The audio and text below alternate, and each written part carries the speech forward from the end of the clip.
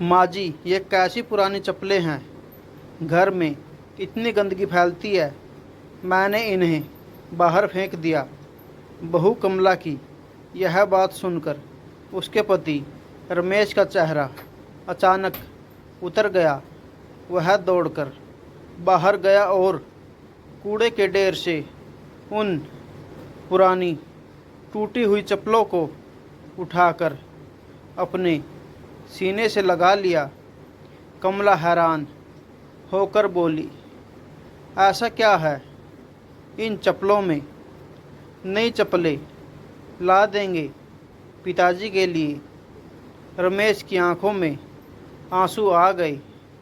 उसने धीरे से कहा, तुम्हें पता है, ये सिर्फ चप्पलें नहीं हैं।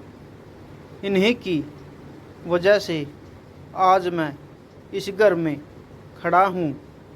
उत्तर प्रदेश के छोटे से गांव रामपुर में रमेश अपने बूढ़े पिता दीनानाथ और माँ शांति देवी के साथ रहता था। दीनानाथ ने पूरी जिंदगी मजदूरी करके अपने बेटे को पढ़ाया था। घर में गरीबी थी, लेकिन दीनानाथ का सपना बड़ा था। वह अक्सर रमेश से कहते, बेटा, मैंने ज़िंदगी भर मिट्टी में काम किया है। तू पढ़ लिख कर ऐसा काम करना कि तुझे किसी के सामने हाथ न फैलाना पड़े। रमेश पढ़ाई में अच्छा था, लेकिन घर की हालत ऐसी थी कि स्कूल की फीस भरना भी मुश्किल था। एक दिन रमेश को परीक्षा की फीस जमा करने की आखिरी तारीख थी।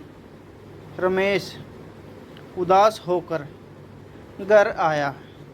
दीनानाथ ने पूछा, क्या हुआ बेटा?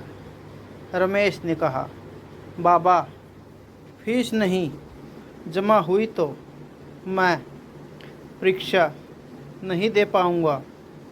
दीनानाथ कुछ देर चुप रहे। अगली सुबह वह मजदूरी के लिए निकल पड़े।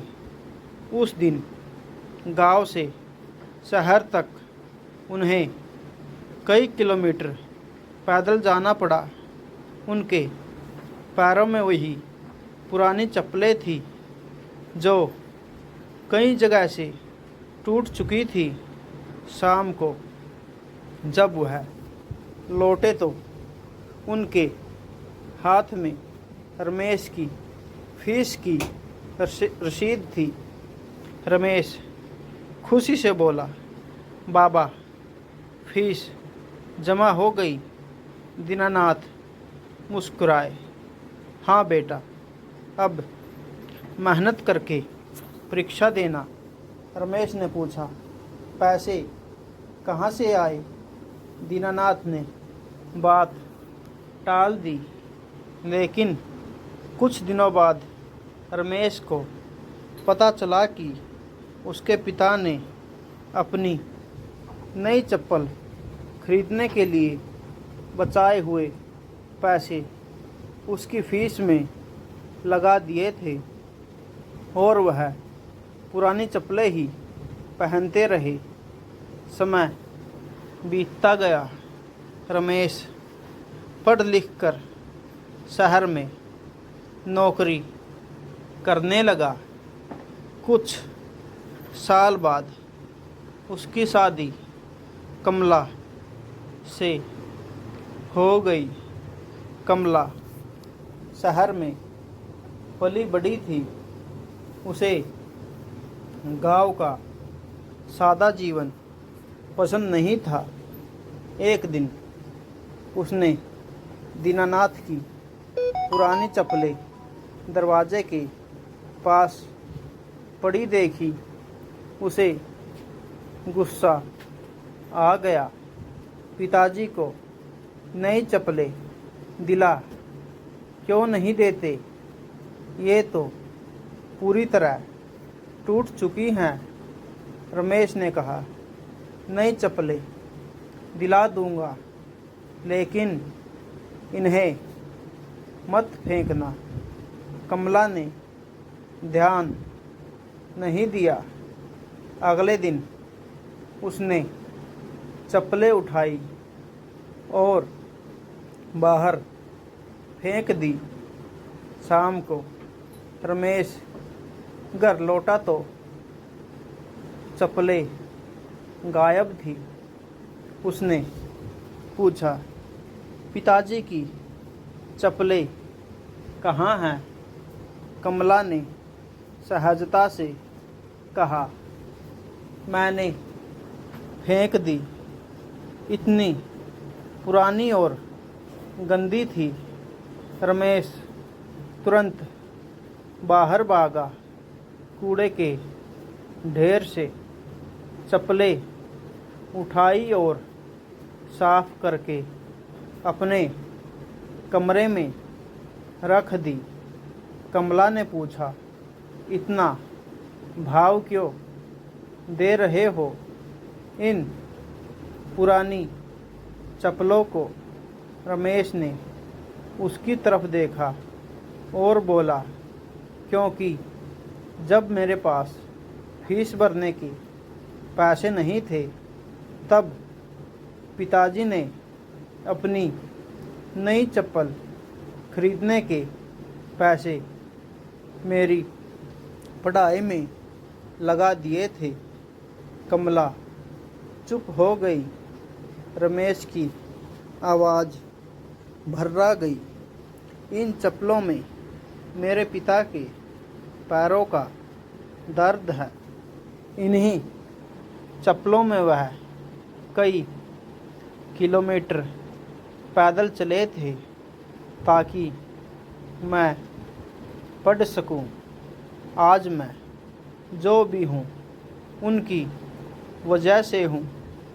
कमला की आँखों से आंसू बहने लगे। उसी समय दीनानाथ दरवाजे पर खड़े थे। उन्होंने सब सुन लिया था। कमला उनके पास गई और उनके पैरों में बैठ गई। पिताजी, मुझे माफ़ कर दीजिए। मुझे नहीं पता था कि इन चप्पलों में आपकी इतनी बड़ी कहानी छिपी है। दीनानाथ ने उसके सिर पर हाथ रखा। बेटी, मुझे चप्पलों का दुख नहीं हुआ था। दुख इस बात का होता अगर मेरे बेटे को मेरी मेहनत की कीमत भूल जाती। रमेश ने पिता का हाथ पकड़ लिया। अगले दिन वह बाजार गया और पिता के लिए नई चप्पलें लेकर आया, लेकिन पुरानी चप्पलें उसने संभालकर अलमारी में रख दी।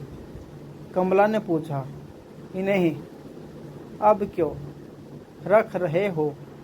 रमेश मुस्कुराया और बोला, ताकि मेरे बच्चे जब बड़े हो तो उन्हें पता रहे कि उनके दादा ने अपने पैरों की तकलीफ़ सहकर उनके पिता के सपने पूरे किए थे।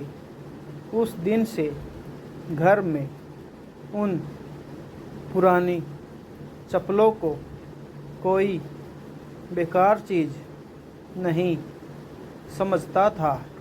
वे परिवार के लिए त्याग, मेहनत और पिता के प्यार की निशानी बन चुकी थी। कभी कभी किसी पुरानी चीज़ की कीमत उसकी हालत से नहीं, उससे जुड़ी यादों से होती है।